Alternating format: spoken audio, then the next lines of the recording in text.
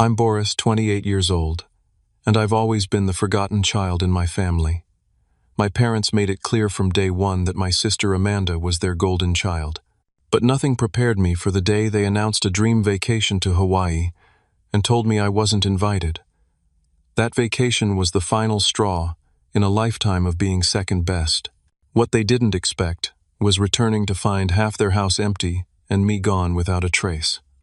The looks on their faces when they realized I'd taken everything I'd ever paid for priceless. Before I dive into this story of family betrayal, drop a comment letting me know where you're watching from. Hit that like button and subscribe to join our community of real-life stories that might just validate your own experiences. Growing up in suburban Boston, I always sensed something was off about how my parents treated me compared to my sister. Amanda is 2 years younger than me, and from the moment she was born it seemed like I became invisible. Where I was quiet and thoughtful, Amanda was outgoing and theatrical. My parents, Robert and Linda, seemed to connect with her energy instantly, while my reserved nature left them unsure how to relate to me. The signs of favoritism were subtle at first, but became glaringly obvious as we grew older. When I was 12, I started noticing that Amanda always got new clothes for school while I was stuck with whatever still fit from the previous year. My parents would brush it off with excuses like, "Boys don't care about fashion," or "We'll get you new things next time," but next time rarely came. What hurt more than material things was the emotional inequality. When I had my first saxophone recital in 7th grade after practicing for months, my parents showed up 15 minutes late and left early because Amanda had a stomachache. Yet they never missed a single one of her dance performances, sitting front row with flowers and taking hundreds of photos. Christmas mornings in our house were particularly painful. I'd watch as Amanda unwrapped the latest gaming console, brand new bike, or whatever was on her wish list, while I received practical items like socks, school supplies, or books from the clearance section. One year when I was 16, Amanda got a brand new smartphone while I received a $50 gift card. When I politely mentioned the disparity, my mother said, "Amanda needs more encouragement than you do. You're so self-sufficient." That became their favorite justification for the unequal treatment. I was mature, independent, low maintenance, all code for "we don't need to invest as much in you." Despite everything, I worked hard in school, hoping academic achievement might finally earn their attention. I graduated high school with a 4.2 GPA and earned a partial scholarship to State University for engineering. My parents attended my graduation, but spent most of the ceremony talking about how Amanda would likely be valedictorian when her time came. After college, I landed a decent job at a local engineering firm. The starting salary wasn't impressive, but it offered stability and growth potential. Rather than move out immediately, I made the decision to stay home to save money for a down payment on a house. This decision, while financially sound, put me back into the daily dynamics of our unbalanced family. What my parents didn't acknowledge was that after moving back, I began contributing significantly to household expenses. I paid $500 monthly for rent, covered the internet and streaming services, and often bought groceries. Meanwhile, Amanda, who had dropped out of community college and worked part-time at a boutique, lived completely free of financial responsibilities. My parents justified this by saying, "She's still finding her path." I also became the default handyman and tech support. When the dishwasher broke, I researched models, paid half the cost of a new one, and installed it myself. When their computer crashed, I spent an entire weekend recovering their files and setting up a backup system. I even paid for new living room furniture when the old set became too worn, though my parents later referred to it as their purchase when showing friends. Through all of this, I suppressed my growing resentment. There was always a voice inside me saying, "They're your parents. Family sticks together." I kept hoping that eventually they would see my value and appreciate my contributions. Maybe they'd realize how much I was doing for the family. Maybe they'd finally see me. But that recognition never came. Instead, there was always more to do, more to give, more to sacrifice. In family photos displayed around the house, I noticed how I was often positioned at the edge, easy to crop out, while Amanda was front and center. During family gatherings, relatives would gush over Amanda's latest adventure or job prospect, while my stable career and contributions merited only passing mentions. Still, I maintained the peace. I avoided confrontations. I told myself that family harmony was worth the internal discomfort I felt. I convinced myself that eventually something would change. Then came the dinner announcement that would finally shatter my illusions about my place in this family and set in motion a chain of events that would change all our lives forever. It was a Friday evening in April when my life took its defining turn.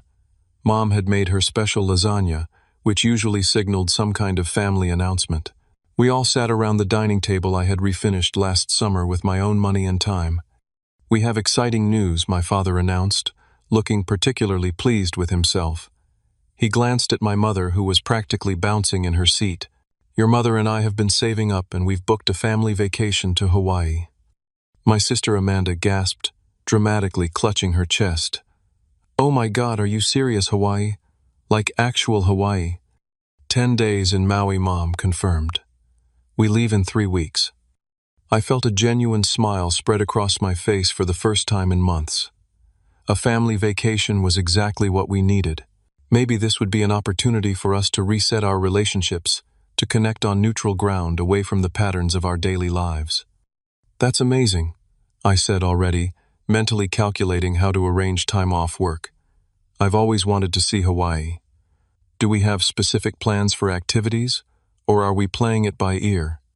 A strange silence fell over the table. My father suddenly became very interested in his lasagna, and my mother's smile tightened. "Well," she said carefully, "that's the thing, Boris. We could only afford 3 tickets." The words didn't register immediately. "Oh," I said.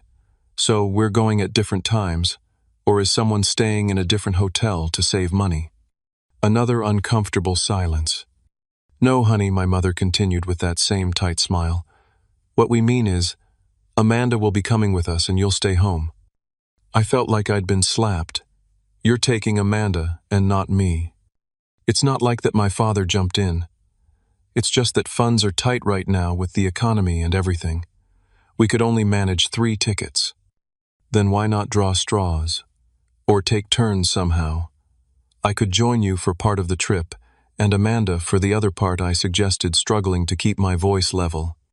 "Boris," my mother said with a tone I recognized all too well, the one she used when explaining something obvious to a difficult child. "Amanda has been under so much stress with her job search. She really needs this break. You're established in your career. You're more independent. You understand, don't you?" What I understood in that moment was that nothing would ever change. I wasn't being left behind because of money. I was being left behind because I was always the one who could be left behind. "Sure," I said, my voice hollow. "I understand." "That's why you're the best big brother," Amanda chimed in, reaching over to squeeze my arm. "Always so understanding." The rest of dinner passed in a blur of Hawaii talk. Which beaches they'd visit, the luau they'd attend, the snorkeling spots they'd explore. I nodded and smiled at appropriate intervals, while something cold and final settled in my chest. After dinner, I retreated to my room and sat in silence, staring at the wall. Through the floor, I could hear them in the living room laughing and excitedly discussing details of their upcoming adventure. My father mentioned something about renting a convertible, an extravagance that contradicted their claim of financial constraints. Later that night, I overheard my parents talking to Amanda in the kitchen. "Make sure you don't post too many vacation photos on social media," my mother was saying. "Boris might feel left out." "He'll be fine," my father replied. "He's always fine." The 3 weeks before their departure were painful. Every day brought new preparations that excluded me. Shopping trips for new swimwear and summer clothes. Guidebooks spread across the coffee table. Discussions about restaurant reservations and excursions. I maintained my composure, even helping them research the best spots for authentic Hawaiian food. When my mother struggled with the online check-in, I walked her through it. When my father worried about leaving the house empty, I assured him I'd keep an eye on everything. The night before their departure, I helped them pack. My mother seemed momentarily uncomfortable when I handed her the new beach bag I'd bought her as a gift. "That's so thoughtful," she said. "Are you sure you're okay with us going without you?" "It's fine," I said, the lie coming easily after so much practice. "Someone has to hold down the fort, right?" The next morning, I drove them to the airport. Amanda bounced in the back seat, listing all the Instagram photos she planned to take. My father reviewed their itinerary for the 10th time. My mother reminded me about watering her plants and checking the mail. At the departure terminal, I unloaded their luggage and stood awkwardly as they prepared to enter the airport. "We'll bring you back something nice," my mother promised, hugging me briefly.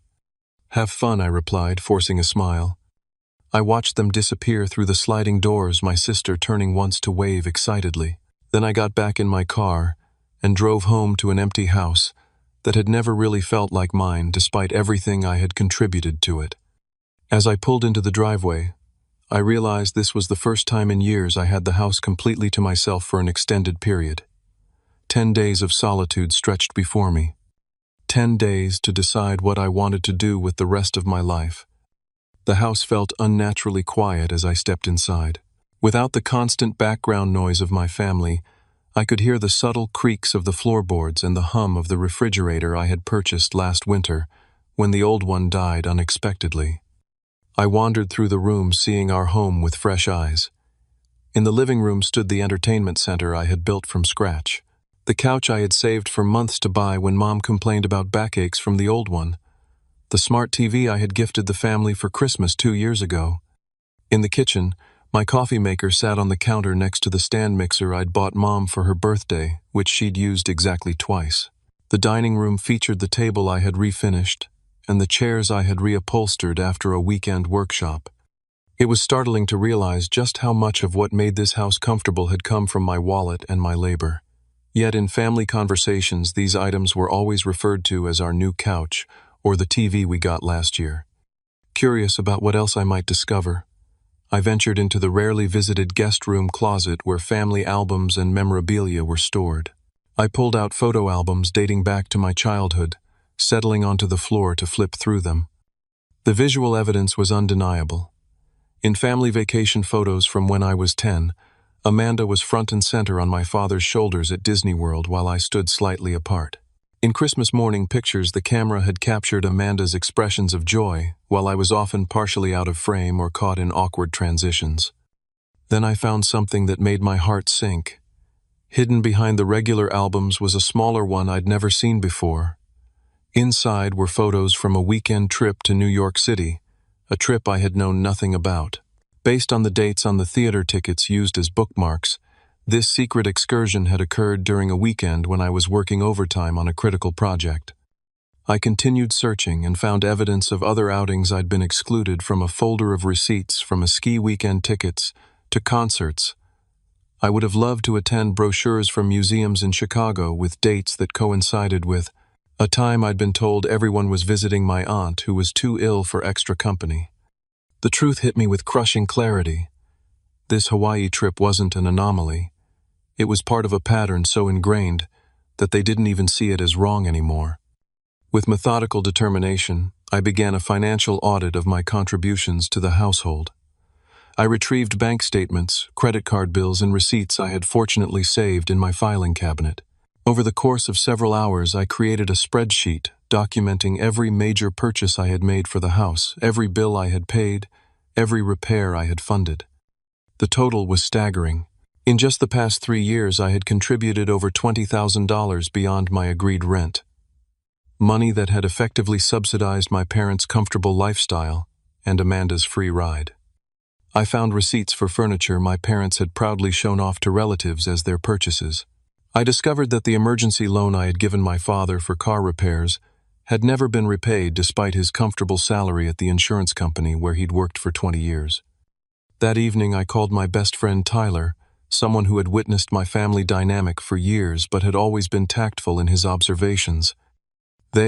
What he exclaimed when I told him about the Hawaii situation. "Boris, that's messed up. You literally bought their dishwasher last year and they can't take you on vacation." "I guess I've been blind," I admitted. I kept thinking if I just did more, they'd finally see me. "They see you," Tyler said gently. "They see you as the reliable one they can always take from without giving back. That's not love, that's exploitation." His words hit hard. "So what do I do?" "What do you want to do?" he countered. For the first time, I allowed myself to consider that question without the weight of family obligation clouding my judgment. The next day, I scheduled an emergency session with Dr. Marshall, a therapist I had seen briefly during a stressful period at work. I recounted the recent events and my discoveries.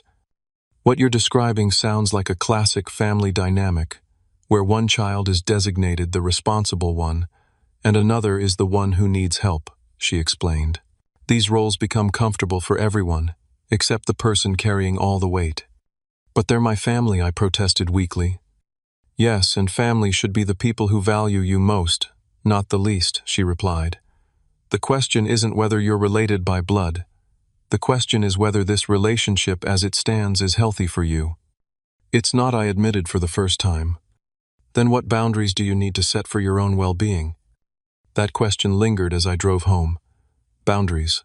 The concept seemed foreign when applied to family, yet it was exactly what I needed. As I pulled into the driveway of the house that contained so many of my possessions but so little of my spirit, I made my decision. I deserved better. I deserved to be valued, to be considered, to be seen. If my family couldn't offer that basic respect, I needed to create a life where I could find it elsewhere. That night I slept better than I had in years, with the clarity of purpose that comes from finally acknowledging a painful truth and deciding to act on it. The next morning I began planning my exit with the same careful attention to detail that I applied to my engineering projects. This wouldn't be an impulsive reaction, but a thoughtful reclaiming of my life and dignity. It was time to build something new, a life where I was more than an afterthought. With 7 days remaining before my family's return, I began implementing my plan with methodical precision. First, I needed a comprehensive inventory of everything I had purchased for the house. I moved room by room with a notepad documenting each item, along with approximate value and date of purchase. The list was longer than I had initially realized: the living room television and sound system, the dining room table. I had refinished the patio furniture, the new water heater, the refrigerator, multiple small kitchen appliances, and countless decorative items that my mother had admired in stores, and I had later bought to please her. Next came the apartment hunt. I wanted something close enough to my workplace to reduce commute time, but far enough from my parents' house to avoid accidental encounters. I spent hours on rental websites creating a spreadsheet of options with pros and cons for each location. By the third day of my solitude, I had scheduled viewings at 5 promising apartments. The second property I visited, a modern one-bedroom with large windows, a small balcony, and a reasonable rent, immediately felt right. The property manager, a friendly woman named Barbara, seemed impressed by my preparation and financial documentation. Most people your age don't have their finances this organized, she commented as she reviewed my credit report and bank statements. I've been planning this move for longer than I realized, I replied, surprising myself with the insight. By that afternoon, I had signed a lease agreement, beginning immediately with the first month's rent and security deposit paid from my savings account. I now had a new address, a new starting point.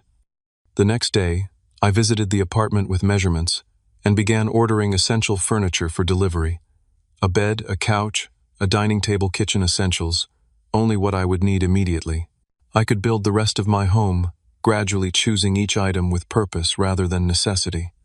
I took 2 personal days from work to focus on the logistics of my move.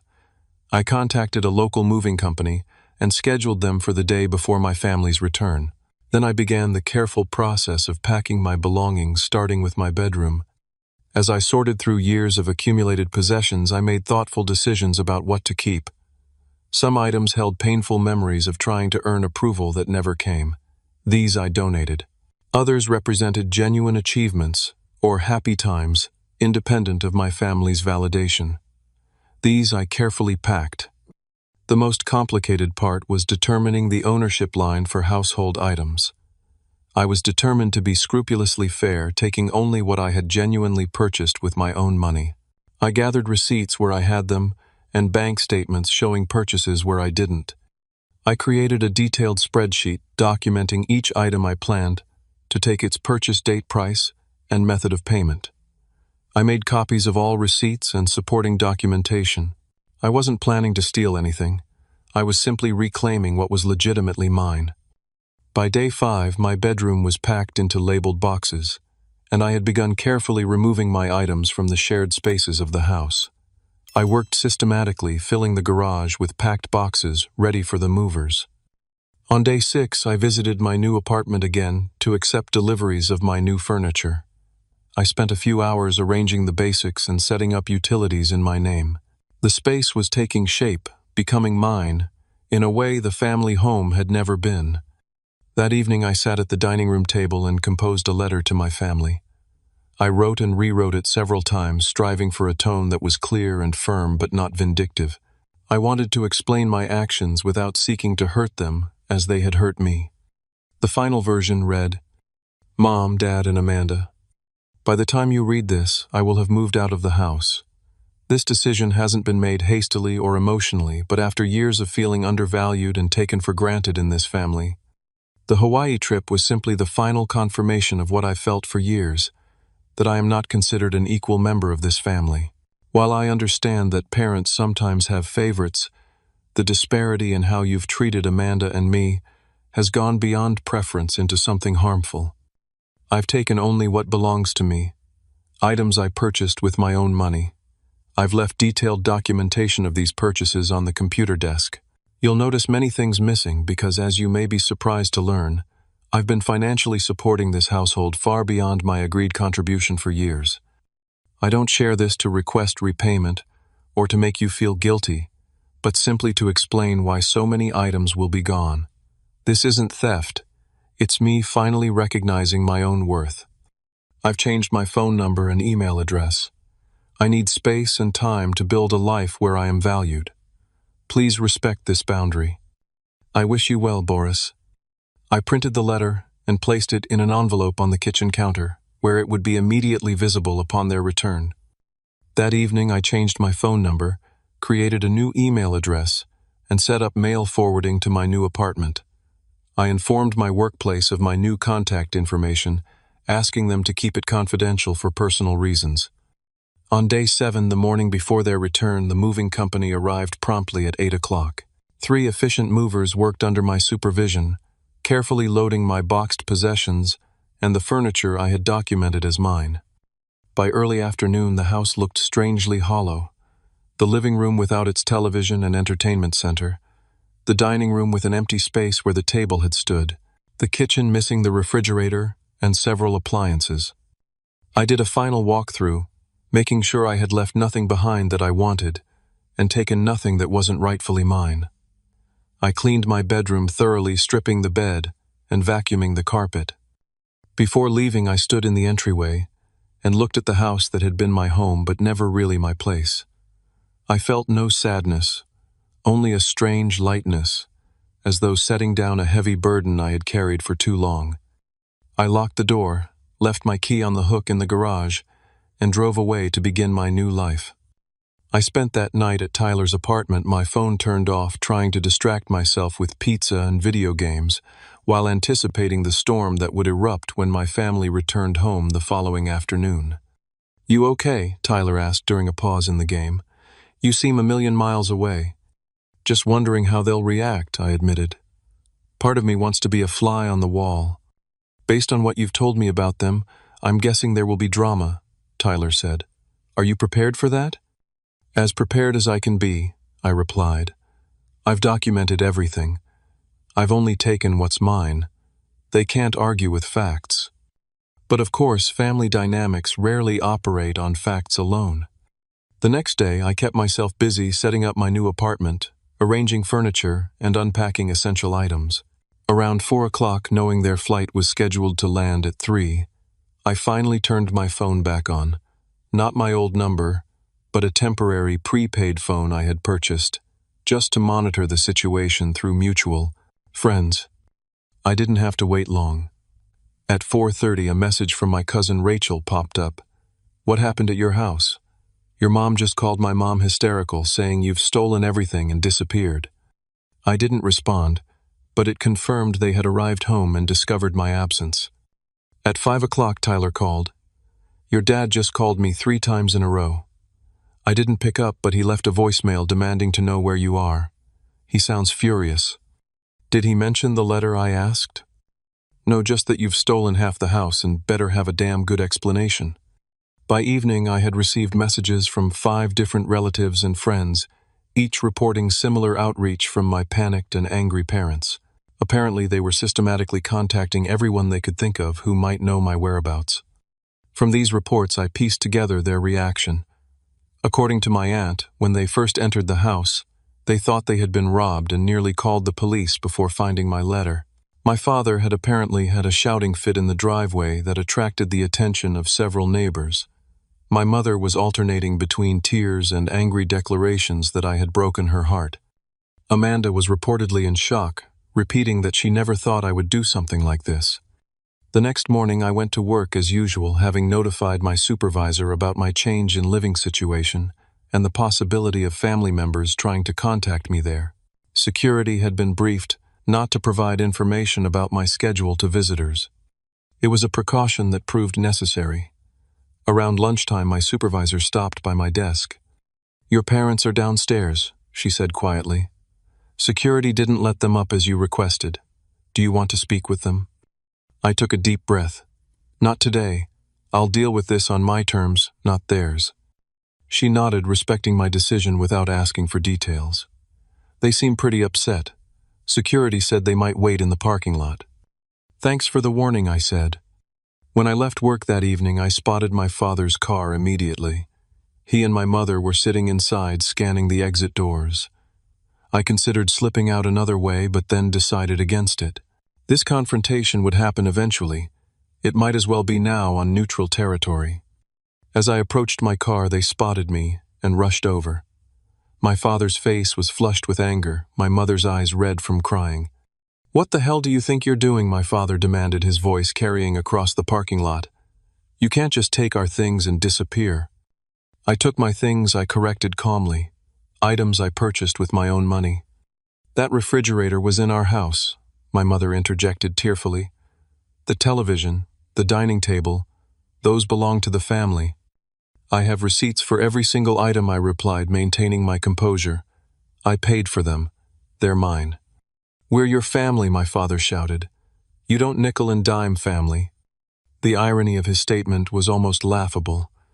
"Like you didn't nickel and dime me out of a family vacation?" I asked quietly. That brought a moment of uncomfortable silence. "That was different," my mother finally said. "We explained the situation. We couldn't afford 3 tickets. Yet you could afford a convertible rental," I noted. "And from what I saw on Amanda's Instagram, quite a few expensive restaurant meals and shopping trips." My father's face darkened. "You're being petty and childish. This is about a vacation. You dismantled our home." "No, this isn't about a vacation," I clarified. "The vacation was just the final example of where I stand in this family. This is about years of being treated as less important, less valuable, less worthy of consideration than Amanda." "That's ridiculous," my mother protested. "We love you both the same. Love isn't just words, Mom. It's actions. And your actions have consistently shown that Amanda comes first every single time." We continued this circular argument for several minutes, until I finally held up my hand. "I've said what I needed to say. I've taken only what belongs to me. I've left documentation proving my ownership. I'm not coming back." "You can't just cut us off," my father insisted, his anger giving way to something that looked almost like fear. "We're your parents." "I'm not cutting you off," I explained. "I'm establishing boundaries. When you're ready to acknowledge how you've treated me and make genuine changes, we can talk about building a new relationship." I got into my car, ignoring their continued protests, and drove away, watching them shrink in my rearview mirror. 3 days later, Amanda showed up at my workplace. Unlike our parents, she took a different approach, waiting quietly by my car, with none of the dramatic confrontation our parents had attempted. "Nice apartment," she said when I approached, surprising me. "I asked around until someone told me the area you moved to. I drove around until I spotted your car this morning." "That's a bit stalkerish," I commented, unlocking my door. "Desperate times," she shrugged. "Can we talk, please? Not here, but somewhere neutral." Against my better judgment, I agreed to meet her at a coffee shop a few blocks away. When we were settled with our drinks, she looked at me with an expression I couldn't quite read. "They're really upset," she began. I imagine they are, I replied. Their live-in handyman ATM and emotional punching bag has left. She winced. Is that really how you see it? How else should I see it, Amanda? They left me behind for a vacation they clearly could afford to include me in. That was just the last in a lifetime of moments where I was the odd one out. I didn't realize, she said softly. I mean, I knew they were harder on you, expected more from you, but I didn't see how it all added up. Because you were benefiting from it, I pointed out. She didn't deny it, which surprised me. They want their stuff back, she said instead. Dad's talking about legal action. I laughed without humor. Let him try. I have receipts for everything I took. I paid for it all, not them. The house looks empty, she admitted. I didn't realize how much of the stuff was actually yours. Neither did they, apparently. They just assumed everything in their house belonged to them regardless of who paid for it. Amanda fidgeted with her coffee cup. They're saying you stole from them out of jealousy over the Hawaii trip. They can say whatever makes them feel better, I replied. The truth is, in the documentation I left behind. Did they even look at it? Dad threw it in the trash, she admitted. But I took it out later and looked through it. It's a lot of money you've spent on the house. Yes, it was. We sat in silence for a moment before she asked, Are you really not coming back? Not to that situation, no. I deserve better than to be treated as an afterthought in my own family. What about me? She asked in a small voice. I know I've been privileged, but you're still my brother. I considered her question carefully. That's up to you, Amanda. I'm building a life where I'm respected and valued. If you want to be part of that life, you'll need to recognize the dynamic that existed and not perpetuate it. She nodded slowly. I'd like to try. As we parted, she hesitantly hugged me. For what it's worth, I missed you in Hawaii. It wasn't the same without you. It was the first genuine acknowledgement from any family member that my absence mattered. It wasn't much, but it was something.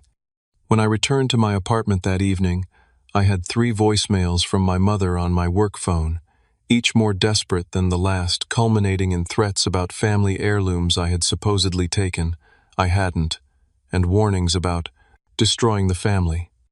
I didn't respond. The family as it had existed was already broken, had been long before I removed myself from the equation. What might grow in its place remained to be seen.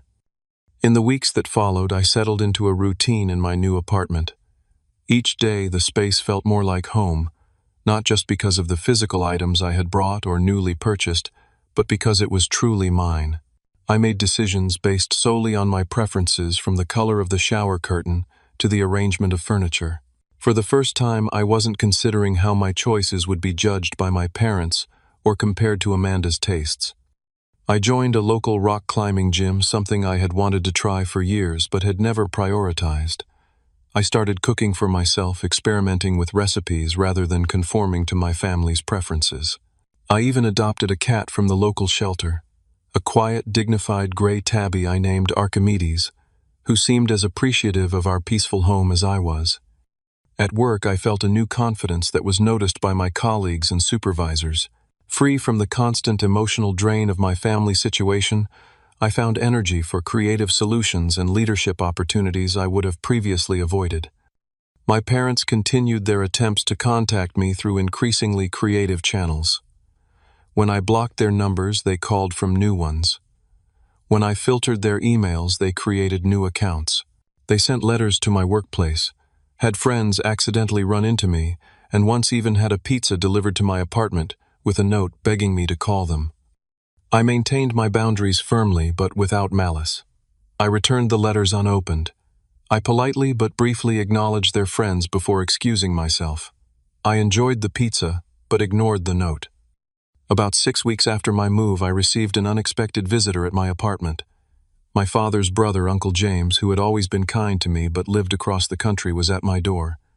Your mother called me in tears, he explained after I invited him in. Said you'd stolen everything and disappeared. I figured there had to be more to the story. Over coffee, I explained the situation, the years of favoritism, the financial exploitation, and the Hawaii vacation that had finally opened my eyes. Uncle James listened without interruption, occasionally nodding with a grim expression. When I finished, he sighed deeply. "I wish I could say I'm surprised," he said. "Robert always had a blind spot when it came to your sister, even when you were kids. I've mentioned the imbalance to him a few times over the years, but he dismissed it." "You noticed?" I asked, surprised. It was hard not to notice, especially as an outsider who only saw you all a few times a year. The contrast was pretty stark. He paused. "For what it's worth, I think you did the right thing. Sometimes people don't recognize toxic patterns until there are consequences." His validation meant more than I expected. Here was a family member who had seen the situation clearly and understood my response to it. 2 days later, my parents escalated their efforts. I was leaving work when I spotted them waiting in the parking lot again. This time their demeanor was different, less angry, more desperate. "Please, just 5 minutes," my mother pleaded as I approached my car. Reluctantly, I agreed. 5 minutes, here in the parking lot. "We want you to come home," she began immediately. "Whatever issues you think we have, we can work them out as a family." "I don't think we have issues, Mom. We do have issues, serious ones, and they won't be solved by me moving back into an environment where I'm constantly devalued." My father stepped forward. "Look, we've discussed it and we realize we may have shown some favoritism toward Amanda over the years." It was the first acknowledgement, however mild, that they had ever made. "But taking all your things and disappearing without warning was an extreme overreaction," he continued, undermining his momentary insight. "You hurt your mother deeply. You embarrassed us in front of the neighbors. The house looks ransacked." I took what belonged to me, I repeated for what felt like the 100th time, and I left a detailed explanation. "Those things were part of our home," my mother insisted. "A home I helped build and maintain while being treated as an outsider," I countered. "I'm not having this circular argument again. You haven't heard anything I've said." "We hear you," my father insisted. "You felt left out of the Hawaii trip. We get it. We'll plan another vacation and include you next time." His complete misunderstanding of the depth of the issue was almost impressive. This wasn't about a single vacation. It was about a lifetime of subtle and not-so-subtle messages that I was less important, less loved. "This isn't about Hawaii," I said firmly. "This is about 28 years of consistent favoritism and taking me for granted. One vacation promise doesn't fix that." "So what do you want?" my father demanded, frustration evident in his voice. "Money. Is this some kind of extortion?" "I don't want your money," I replied, keeping my voice level. "I want acknowledgement of the pattern. I want genuine change. I want respect." "We respect you," my mother protested weakly.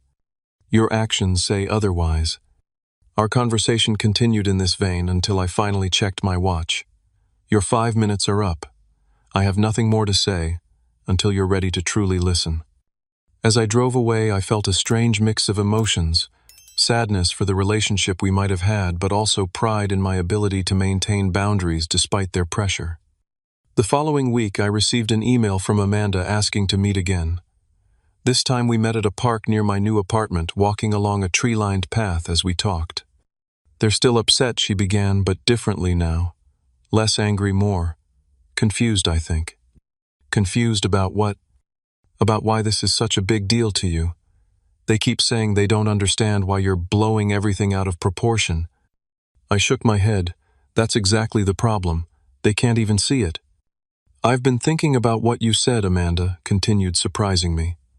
"About how they treated us differently. And you're right. I never had to earn anything. Everything was just given to me while you had to work for every bit of recognition." Her admission was unexpected. That couldn't have been an easy realization. It wasn't, she agreed. "I've been looking back at our childhood, our teen years, everything, and seeing it through your eyes. It's uncomfortable. I benefited from the imbalance without ever questioning it." "Most people wouldn't question a situation that works in their favor," I pointed out. "That doesn't make it right," she replied. "I've been trying to talk to Mom and Dad about it, but they get defensive immediately. They're still fixated on the stuff you took. Because it's easier to be angry about missing appliances than to examine their behavior for decades," I suggested. Amanda nodded slowly. "I told them they need to really listen to you, not just wait for their turn to speak. I'm not sure it sank in, though. As we walked back to our cars, Amanda hesitated. "I miss my brother," she said simply, "and I'm sorry I didn't see what was happening all these years." It was the most genuine thing she had ever said to me. "I appreciate that," I replied. "Maybe we can build something new, something healthier." The next confrontation came from an unexpected quarter. One evening, I received a call from a number I didn't recognize. Against my better judgment, I answered. "Boris, it's Barbara, from next door, your parents' neighbor." The older woman who had lived beside our family home for 15 years sounded concerned. "Your parents are telling everyone you stole from them and abandoned the family. I wanted to hear your side." I explained the situation, briefly emphasizing that I had taken only what I had personally purchased. "I thought it might be something like that," she said. "Your father was always quick to show off new things but never seemed to mention they came from you. I remember when you installed that beautiful patio set last summer.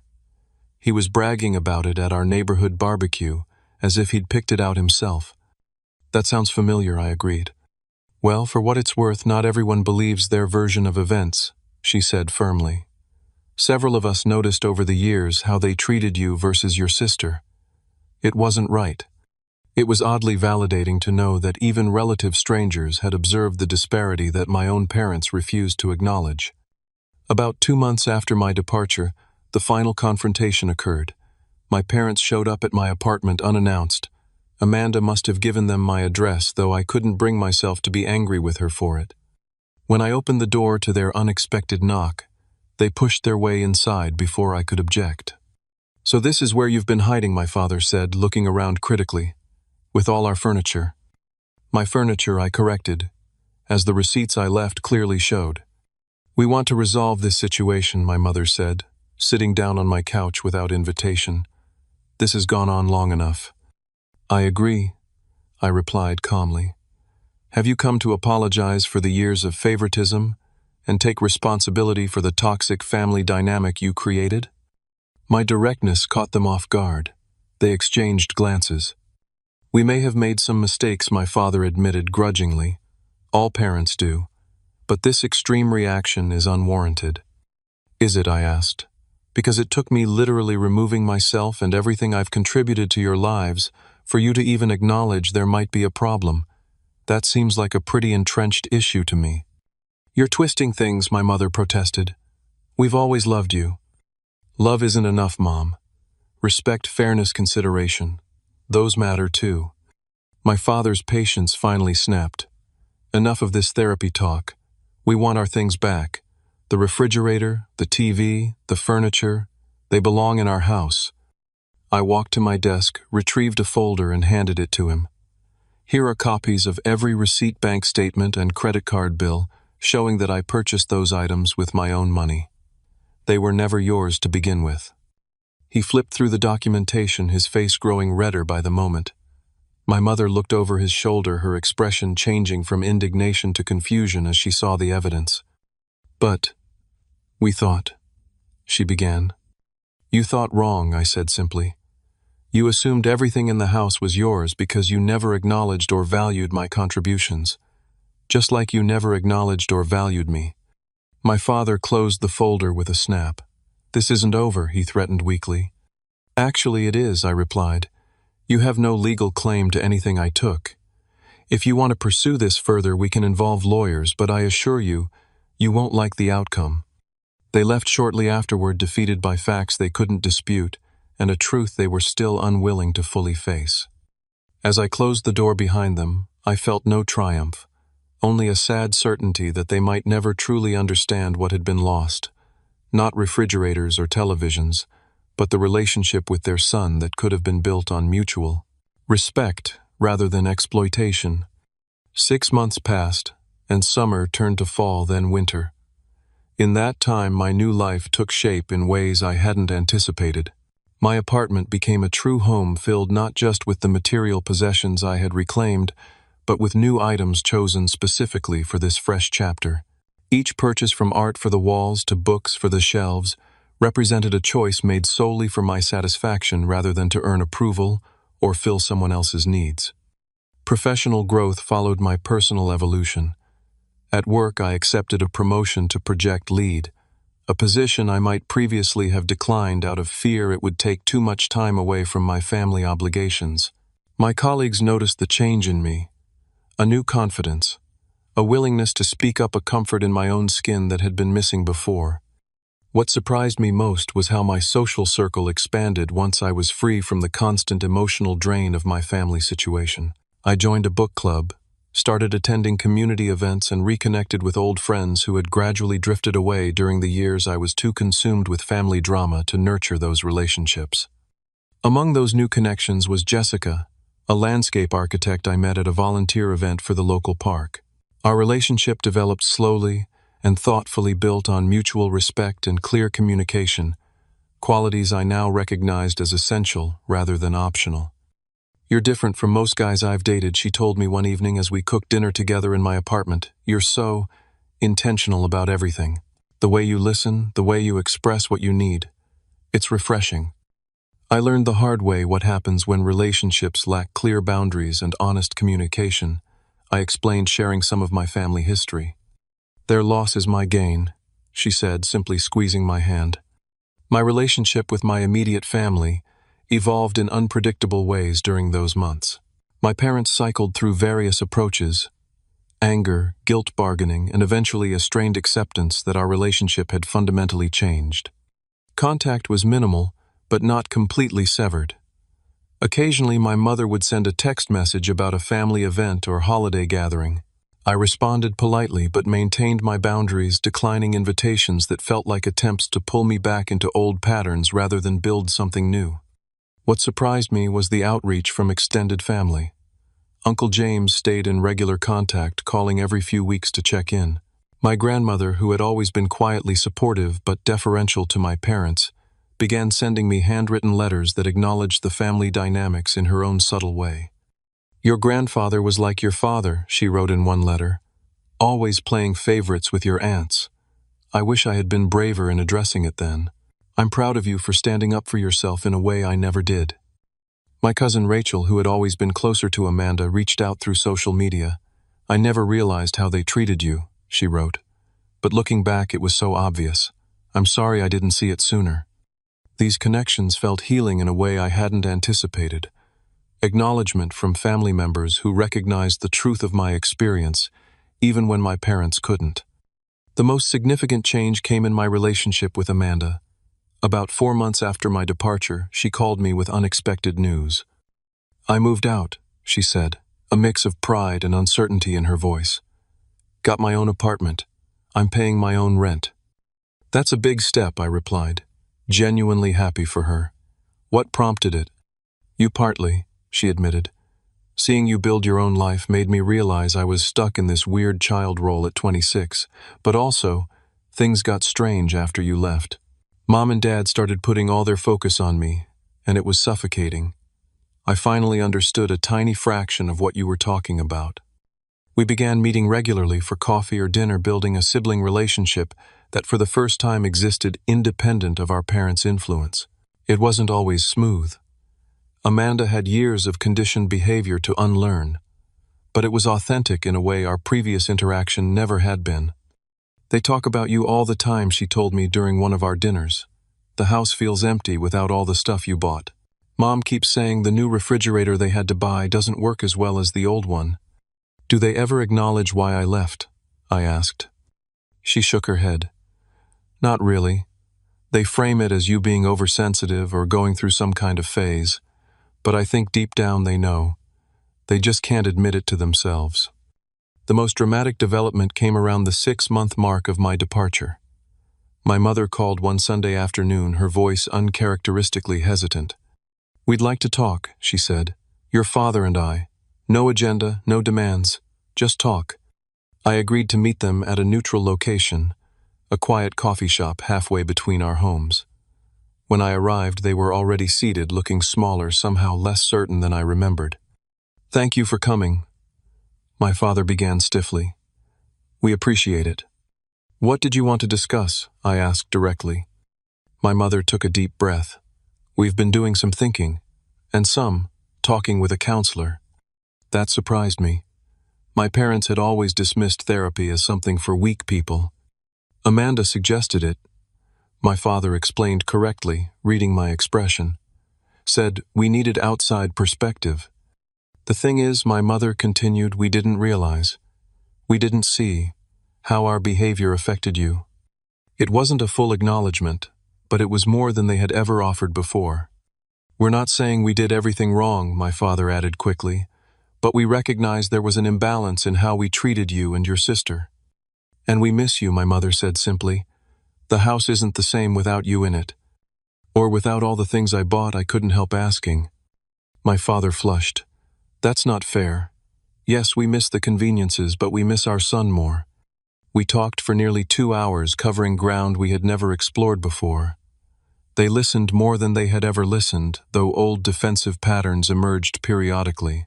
They didn't fully grasp the depth of the damage done, but they were trying. Awkwardly imperfectly, but genuinely trying. We'd like to start over, my mother said as we prepared to leave. Not pretending nothing happened, but building something new. Would you be open to that? I considered her question carefully. I'm open to trying, I said finally, but with clear boundaries and expectations. I won't return to the old dynamic. That's fair, my father conceded. As I drove home, I reflected on the strange journey of the past 6 months. I had left home feeling angry and undervalued, determined to create distance between myself and the source of my pain. What I hadn't anticipated was how that distance would create space for healing, not just for me, but potentially for all of us. I had no illusions that one coffee shop conversation had solved decades of dysfunctional family patterns. True change would take time, effort, and consistent action from all parties. There would be backsliding defensive reactions and difficult moments ahead. But for the first time, I faced those challenges from a position of strength rather than need. I had built a life that was fulfilling on its own terms. I had created boundaries that protected my self-worth. I had discovered that family, whether biological or chosen, should be a source of support and respect, not a drain on your spirit. The most valuable lesson I learned through this experience was that sometimes walking away isn't an ending but a beginning. Sometimes the bravest thing you can do is refuse to accept treatment that diminishes you, even when that treatment comes from those who are supposed to love you most. And sometimes that refusal becomes the catalyst for change that would never have happened otherwise. I don't know what the future holds for my relationship with my parents. Perhaps we'll build something healthier than what came before. Perhaps we'll maintain a distant but cordial connection. Perhaps they'll eventually revert to old patterns and I'll need to step back again. What I do know is that I'll face whatever comes from a place of self-respect and clear boundaries. I know my worth now, and I won't settle for being anyone's afterthought again, not even family. If you've stayed with me through this story, perhaps you've recognized elements of your own family dynamics. Maybe you're the forgotten child, the responsible one, the one who gives more than they receive. If so, remember that you deserve recognition, appreciation, and equal standing in your relationships. Sometimes setting boundaries isn't selfish. It's necessary for everyone's growth. What about you? Have you ever had to make a difficult decision to protect your self-worth? Drop a comment below sharing your experience. If this story resonated with you, please hit the like button, subscribe to hear more real-life stories, and share this video with someone who might need to hear that it's okay to stand up for themselves, even against family. Thank you for listening, and remember your value isn't determined by how others treat you, but by how you choose to treat yourself.